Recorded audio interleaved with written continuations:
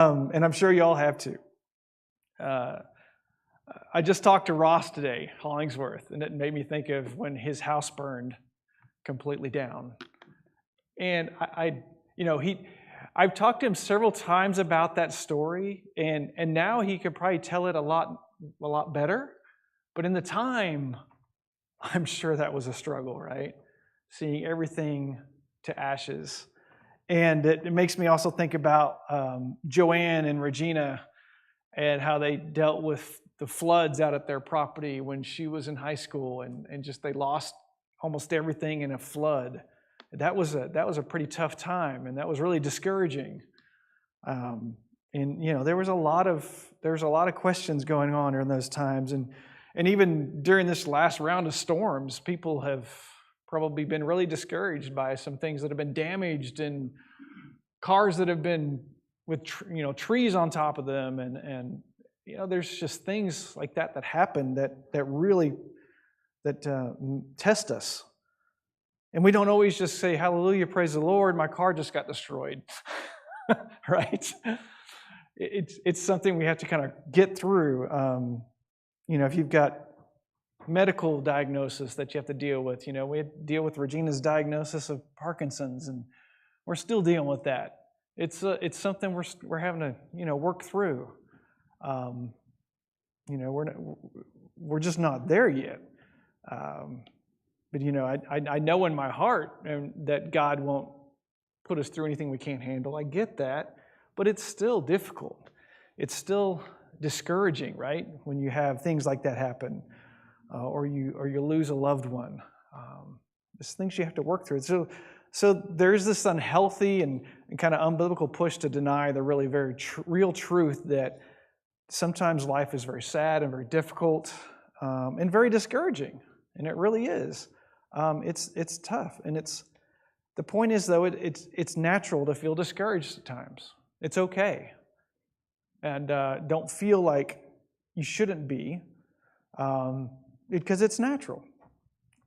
We all hope for a better day and have relief from our sorrows, and we pray for that and happy endings, but they don't always come, and we have to figure out how to continue down that path, even with this discouragement. So that this is a struggle that a lot of people have, and it can lead to a lot of different things in your life, and depression and anxiety and all the other things that we've been talking about.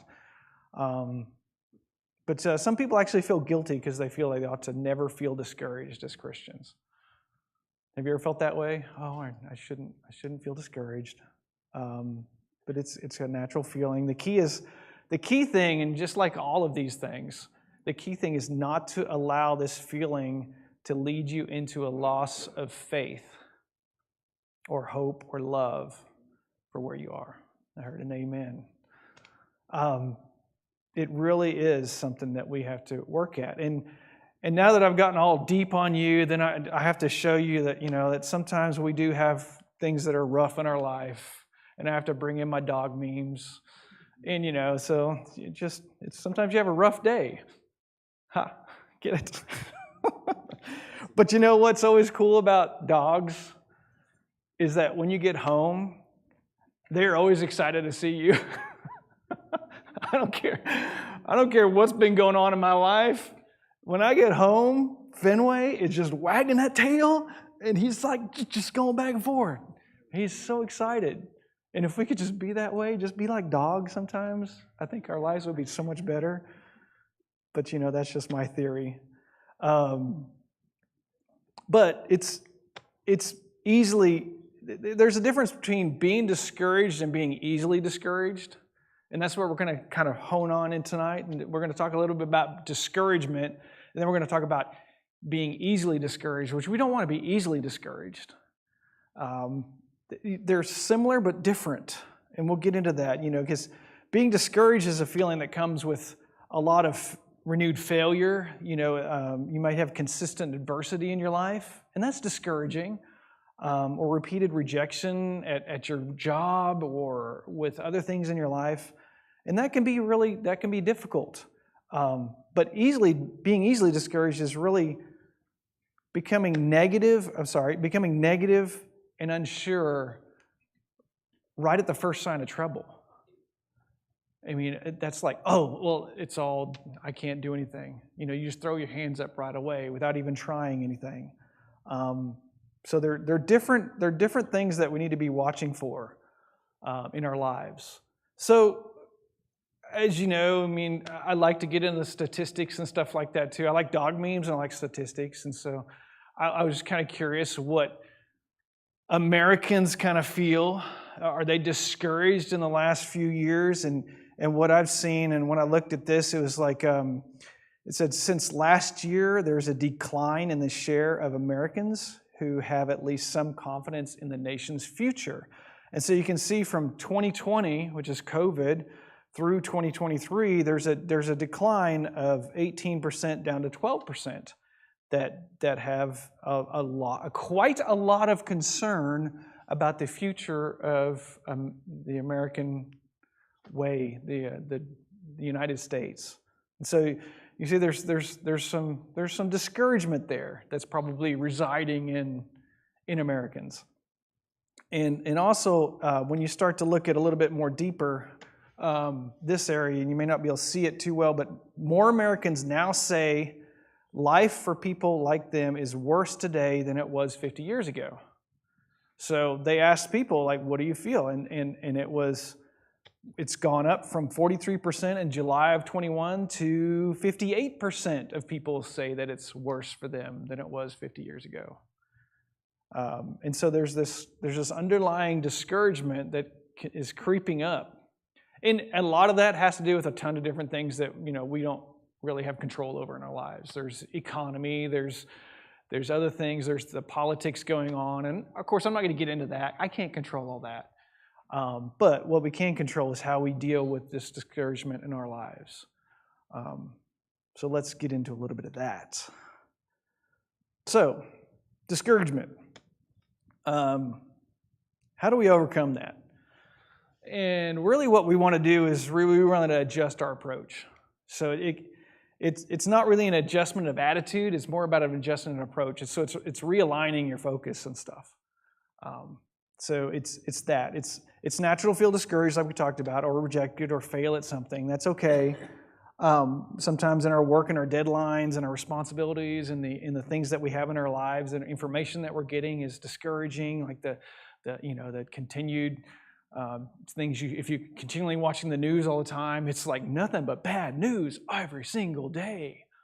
And if you just keep that on all the time, it's just discouraging. So I like to turn on ESPN. I get to watch some sports stuff, and then I'll flip back to the news some and catch a little bit of the news. Sometimes Regina and I will actually go like a whole week, and we're like, what is happening in the world? Because we hadn't turned on the news channel or something, and we both are like, I don't know, let's find out. But it can be really discouraging if you continue to watch news all the time. And it can wear us out. It can really get to be where even if we adjust our approach, we're still getting worn out. And one of the other things I noted on here was you got to listen to your body too, because a lot of times when you're going through this type of thing in your life, you're feeling discouraged, your body will tell you that you're outmatched and outnumbered. And whatever it is that it's more than we can handle. And you may get some sense of that, Mary. Your body will tell you it's okay to take a nap. Yes. It's okay to take a nap sometimes. Yeah, we'll talk a little bit about that. That's a very wise thing to do. Naps are good for you. But sometimes we have to deal with these things in our lives, and we may have been going 8 or 9 rounds with this one thing, this one project, and it's just not getting anywhere, or that illness is not getting better, or that relationship is not getting better. There's always this problem that you've just been fighting and fighting and fighting, and it may even just be the point where your body says, okay, enough is enough. You need to back off. And sometimes we have to listen to our body. You get these signals that you're just not going to win this one. So it's sometimes listening to your body the way that will help us. So some things that we can do, and this is one thing I was interested in talking about, is like, what can we do to deal with this discouragement in our lives? And remember, this is the discouragement, not the easily discouraged. One of the things we can do is recommit. So recommitment. So a lot of us in here are married or have been married, and that's a commitment. And when I got married, that was a lifetime commitment. And it was one of the things that Regina and I talked about when we were before even engaged, is like that marriage is sacrament. And then we both believed that. We both saw that in the Bible. It was just something that if we were going to do this, it was for life. And that's a commitment, right? That's a huge commitment I'm going to dedicate myself to one person for the rest of my life. I don't know if I understood how deep that was when I was 19 years old, because that's when we got engaged, 18 or 19 years old. Yeah, you're like, I didn't. You're right. I've grown. I've learned over the years, having a deeper and deeper commitment, probably every year we've been married. And the same thing goes for when we give ourselves to our Lord, right? There's a commitment there. There's a promise that I am yours for the rest of my life. And sometimes in marriages, we need to recommit. You've seen people who have, redone their vows. Why do you think they do that? Because they need to communicate to each other that you are important to me. And it may have been 30 years, like Regina and I, but there's nothing wrong with saying, hey, I need to recommit. I need to get refocused on our marriage. And there may have been things that have happened in the marriage, and that let's put those aside and move forward together. And there's the same thing with your Christianity too. There's a lot of people who come down forward, at various times, or come to the eldership, or come to Stephen, and a lot. I would say 90% of the things are people they're wanting to refocus and recommit their lives. And they're admitting to things where they haven't done as good as they could be in various areas. And they're discouraged by things in their lives, but they understand that if they could just recommit, if they can actually say those words, and it's helpful to say it in front of somebody because then you have accountability, that can be a really powerful thing in your life. And it can really take away that discouragement. And things will still happen. Things will still happen. We're still going to run into walls, and we're going to still run into difficulties. But that recommitment is really strong. And the publicly recommitting to somebody or something in your life can really be a positive and very great way to get rid of that discouragement in your life. So another way you can do it is by re-examining. So only a fool is going to continue repeating the same methods when they repeatedly fail, right? So definition of insanity: continuing to do the same thing over and over again and expecting different results, right? Who said that? Albert Einstein. Well, that's the guy on the image. But I found out today that is not correct. I know. I was like, I've always thought it was Albert's. And there's this funny thing about don't trust anything on the internet. There's tons of these things out. And I actually was like, I wonder if that really was him. So I did a quick search, and it really wasn't. It wasn't him. He's not the guy who quoted this. It actually came from back in the 1900s at a Narcotics Anonymous. Do you knew that? Yeah. Alcoholics or narcotics. Yeah, just basically just saying that, hey, if you keep doing the same thing over again, you're not going to change. I thought it was interesting. So it's insanity to keep quoting Albert about that. So now you know. But yeah, so when we're in the heat of the battle, we think if I just try a little bit harder, I'll win that. I'll win this out. I'll just keep pushing a little bit harder. But you're doing the same thing over and over again and getting no results. Exert some pressure, more energy, more willpower, and still fail, and you get discouraged. So you really have to kind of allow yourself to step back and re-examine. Step back, look at yourselves rather than the problem sometimes. Carrie, you're nodding because you've probably gone through a lot of this stuff, and I get it. Yeah, any kind of struggle in your life, if you're not looking at yourself and what you're doing to contribute to that, then I think you're missing the mark a lot of times. A lot of times people today are always looking externally for what is influencing their life. We will blame others and other things all day long, but we can't realize that I have the only thing I can do is control things around my life. Yes, sir. I was just thinking, boy, in the Bible that we learn a lot about how we deal with discouragement. A fellow named Job. Yeah. His faith was tested. Discouraged. All the time Yeah. was, and everybody, you did something.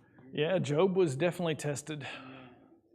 And he, frustrated about the whole thing, I'm sure, but he stuck to the course. It wasn't easy at all. One of the things we learn from Job, too, is that he asked for help, right? He asked for second opinions. He got his friends in there and was like, and he asked. And even in Proverbs, Solomon talks about that. Consultation without, without counsel, plans fail. But with many advisors, they succeed. So try and get people in your life that you can bounce things off of. I think that's a good way to re-examine where you are.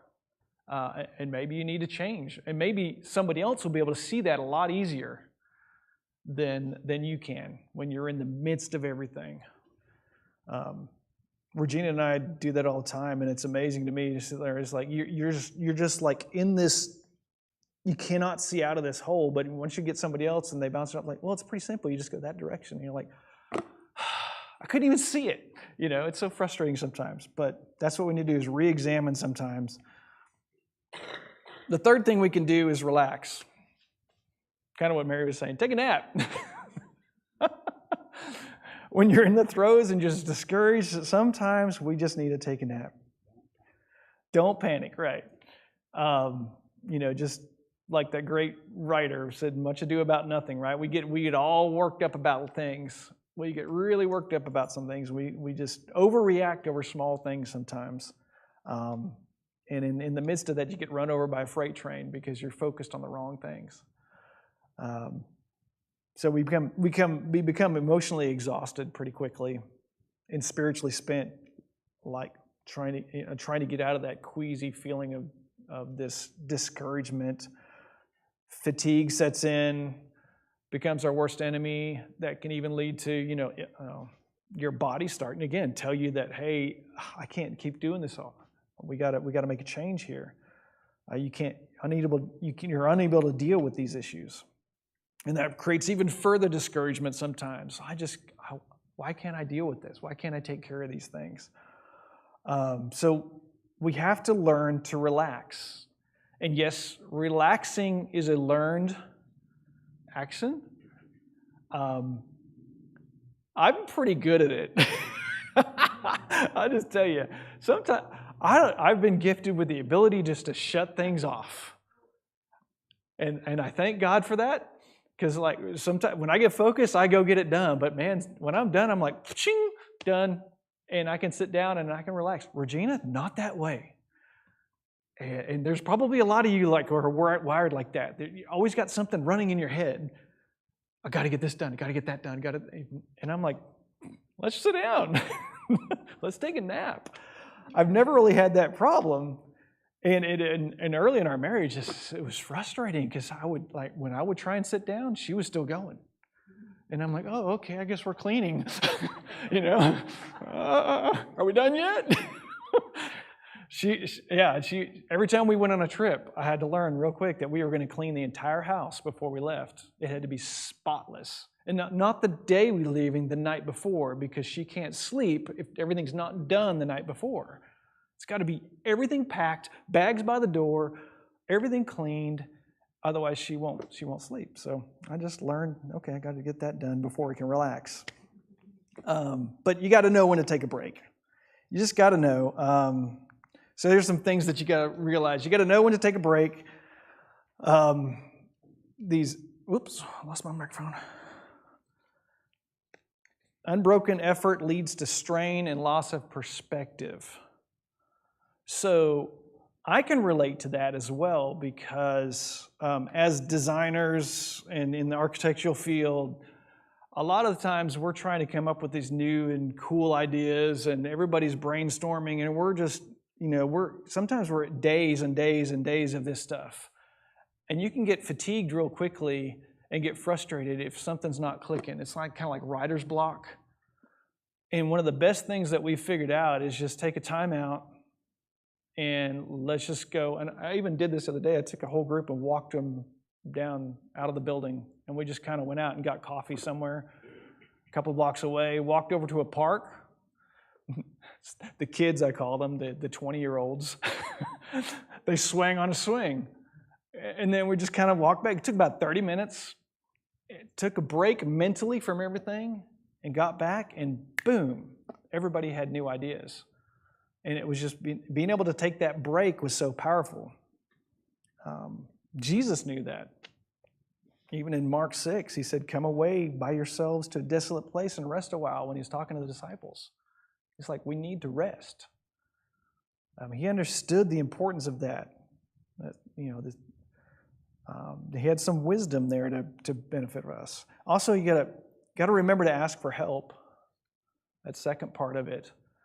That's something that a lot of people struggle with. Not so much myself, but Regina's always been that way. She'd probably kill me if she knew I was talking about her so much in these classes. But it's difficult for her sometimes to ask for help. She's gotten a lot better over the years, but it's difficult for people. She doesn't want to put somebody out. It's not that she's like prideful. It's just that she doesn't want to impose it on somebody else. But you got to know when to ask for help, and you got to know your limits as well. And that's part of that, knowing when to ask for help.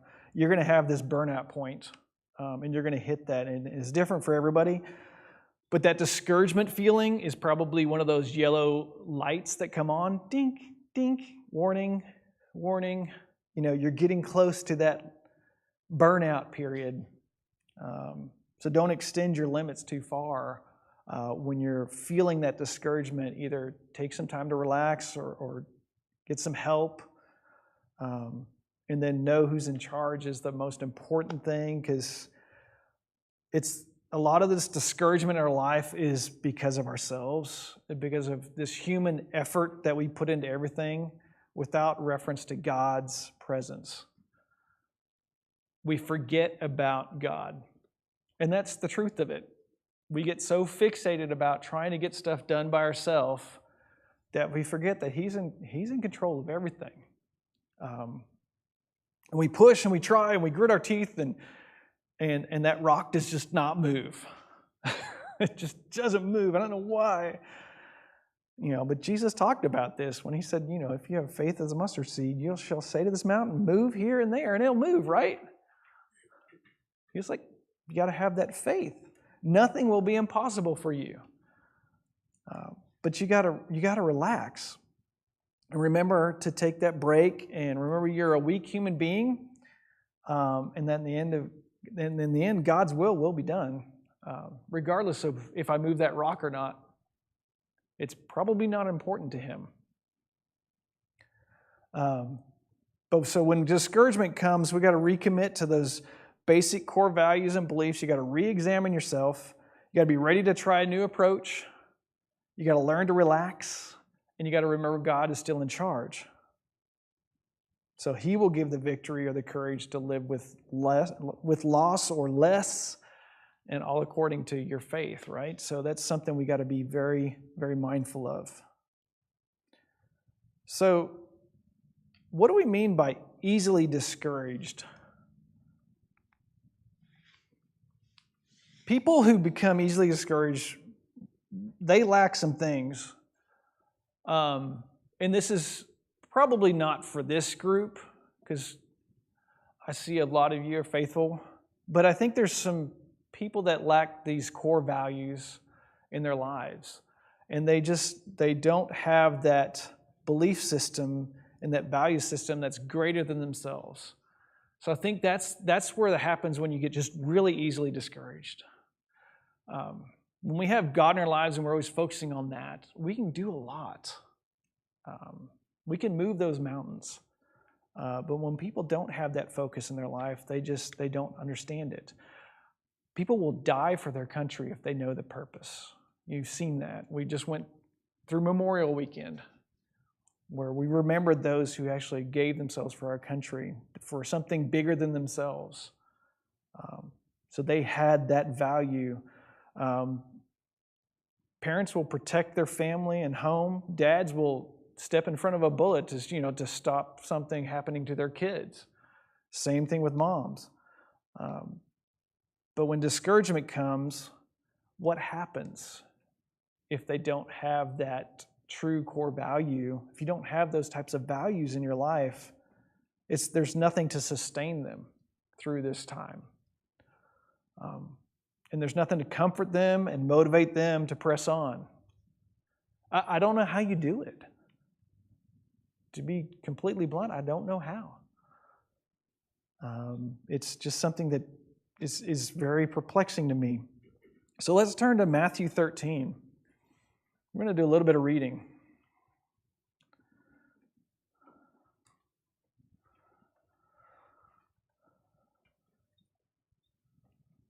Matthew 13.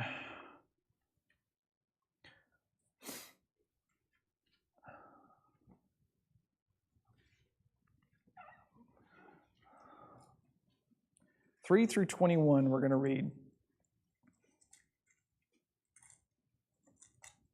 So here's Jesus. He's talking to the crowd there, and he's giving them some lessons. So he told them many things in parables, saying, "A farmer went out to sow his seed, and he was scattering seed. Some fell along the path, and the birds came and ate it up. Some fell on rocky places where it did not have much soil. It sprang up quickly because the soil was shallow, but when the sun came up, the plants were scorched, and they withered because they had no roots. Other seed fell among thorns, which grew up and choked the plants. Still other seed fell on good soil, where it produced a crop 160 or 30 times what was sown. He who has ears, let him hear." And the disciples came to him and asked, "Well, why do you speak to the people in parables?" And he replied, "The knowledge of the secrets of the kingdom of heaven has been given to you, but not to them. Whoever has will be given more, and he will have an abundance. Whoever does not have, even what he has will be taken from him. This is why I speak to them in parables." Quote, "Though seeing they do not see, though hearing they do not hear or understand. In them is fulfilled the prophecy of Isaiah. You will be ever hearing but never understanding. You will be ever seeing but never perceiving. For this people's hearts has become calloused. They hardly hear with their ears, and they have closed their eyes. Otherwise, they might see with their eyes or hear with their ears, understand with their hearts, and turn, and I would heal them. But blessed are the eyes because they see, and your ears because they hear. For I tell you the truth, many prophets and righteous men longed to see what you see, but did not see it, and to hear what you hear, but did not hear it. So listen then to what the parable of the sower means.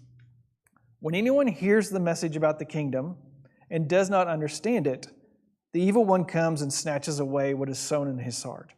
This is the seed sown along the path. The one who received the seed that fell on rocky places is the man who hears the word and at once receives it with joy, but since he has no root, he lasts only a short time. When trouble or persecution comes because of the word, he quickly falls away.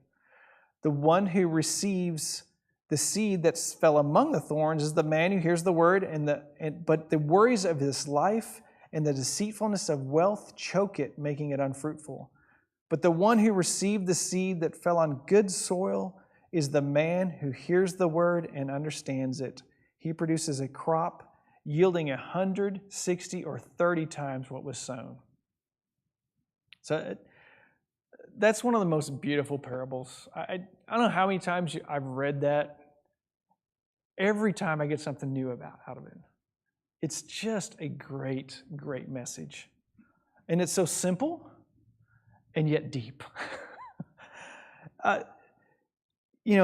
Jesus explains the principle in light of Christian faith using these parables, the sower and the seed. The seed on rocky places comes up fairly quickly, right? There's shallow dirt there, so it can grow real quick, but there's no deep root system that we know of, right? And what happens if you don't have a deep root system? We saw it this week, didn't we? How many trees were blown over? A lot, and they had some deep roots. I've seen a few pictures where actually the tree was uprooted. Because the soil was damp as well from so much rain. Yeah. That it loosened it up enough. There's reasons for that, right? Yeah. The soil wasn't holding it. Maybe the tree wasn't healthy. I would assume that. But the roots were not where they needed to be. So immediately falling away, that's being easily discouraged. So that person who is on that rocky path with shallow dirt, they have this easily discouragement. Why? Because they have no firm root system. They dry up and die. In human terms, that root system that we're talking about is really that core system of faith. The faith that has broken the surface of our hard, sinful hearts and established really firmly within us. People can do the easy stuff like come to church. That's pretty easy. That doesn't require very deep roots. You can come here twice a week and still be blown over pretty quickly. You come here all the time if you don't have that house built on a rock. Yeah. But when the hard stuff comes, like, things that happen in our life, doing the right things, we've got to have that strong faith, that strong root system to be able to withstand that stuff. If it's only skin deep, it's just not going to last. So another reason for being easily discouraged is we are too self-reliant, self-resistant, or self-reliant. That is a American trait, which is a good thing. The whole idea of pulling yourselves up by your bootstraps, right? Making yourself something out of nothing. That's the American ideal, the dream, that the United States is founded on, and I encourage that. But one of the things that we have to be careful of is becoming too self-reliant. I did this all myself. Because if you rely on yourself too much, it's not going to go well. The psalmist in 44:3, it says, "For not by their own sword did they win the land, nor did their own arm save them, but your right hand and your arm in the light of your face, for you delighted in them." It's all about God. If we keep that focus, we'll be okay. But if we focus on ourselves and there's the self-reliance and I'm self-made, I'm self-sufficient, did all this myself, it's a delusion. It's a delusion. A man that realizes God gave us this total resource. And He gave us the ability to do anything with it that we can do. But it's without that resource, we have nothing.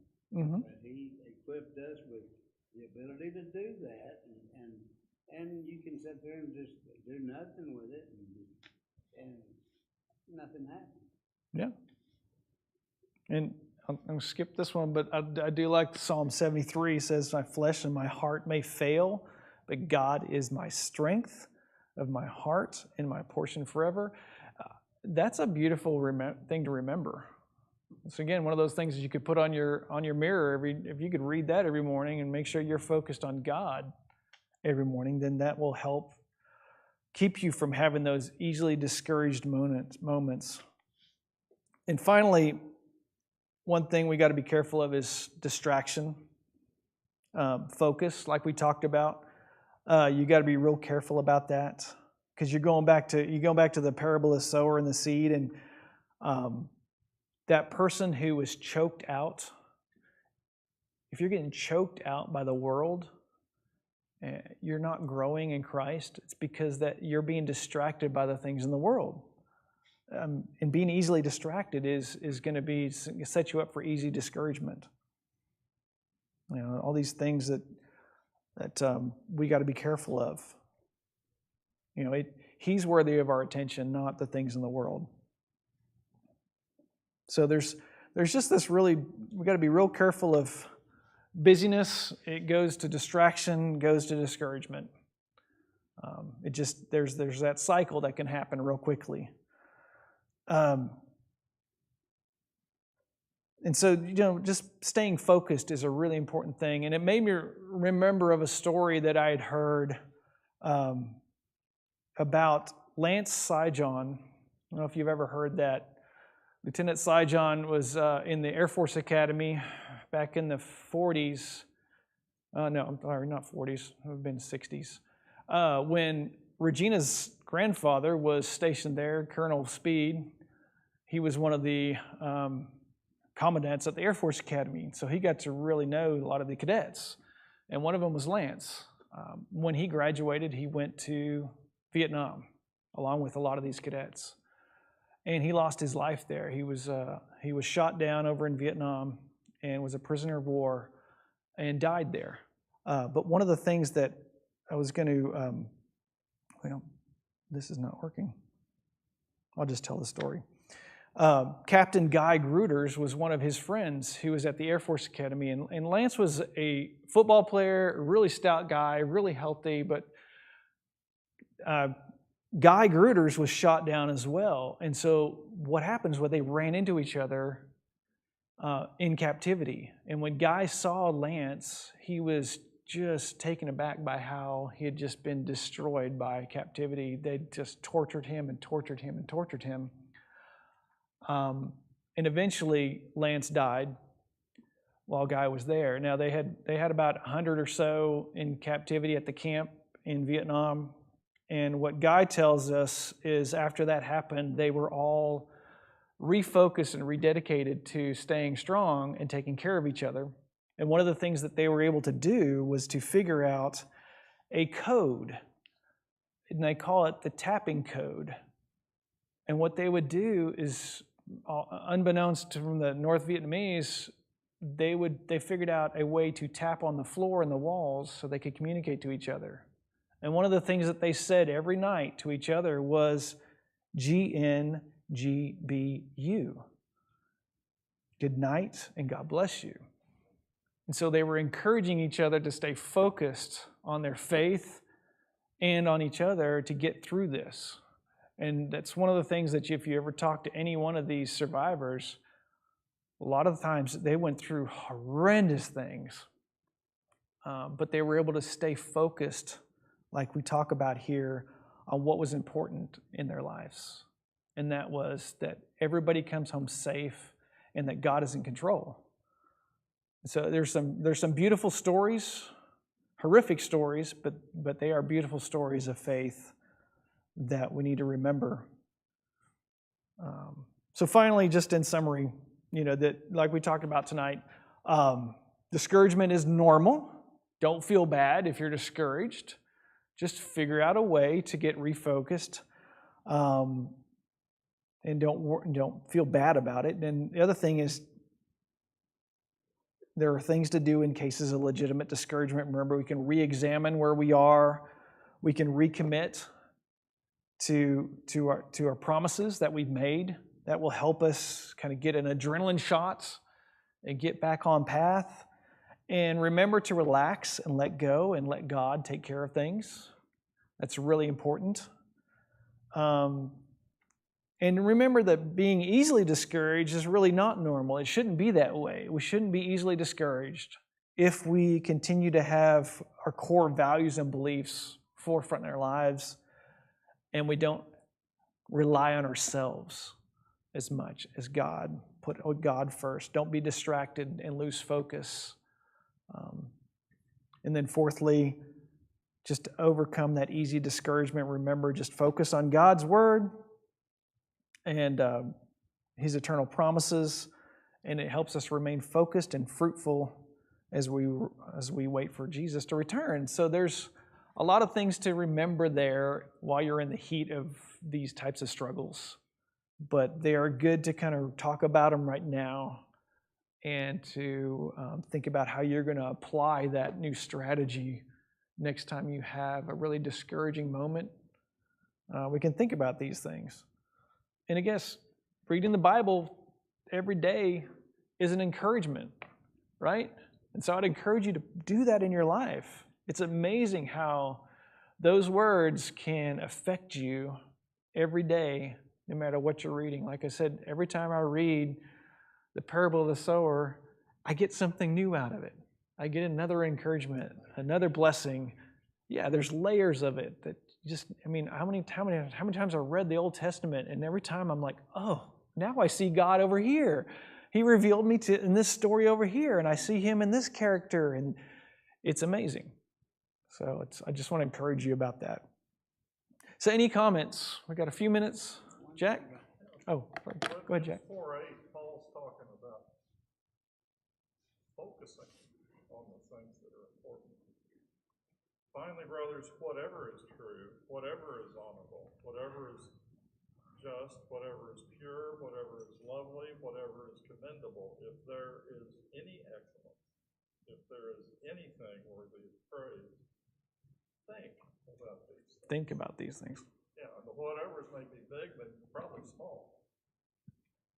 But look for those in the challenges that we're facing, because those are the things that are important. Yeah. And we get caught too many times, we can't see the forest for the tree that we're looking at. Yeah, exactly. Thank you. Yeah, that's a good thought. Anybody else? Carrie, do you have something else? Anybody else?